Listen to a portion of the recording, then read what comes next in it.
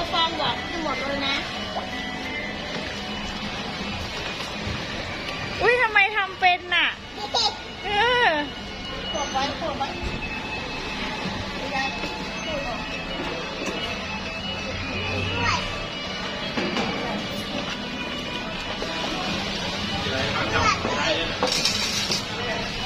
สะอาดหรือยังสะอาดหรือยังอย่าปัดออกน้ำน่ะมันจะหมดจุ่มเฉยโอ้ล้างทีละ2เลยเหรอๆทีละอันก็พอเอาขึ้นไว้เอาขึ้นไว้ทีละอันเอาขึ้นไว้ล้างสะอาดแล้วก็ขึ้นไว้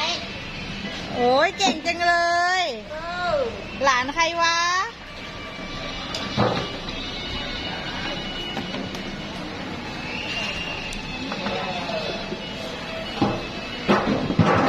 บักมี่น้อย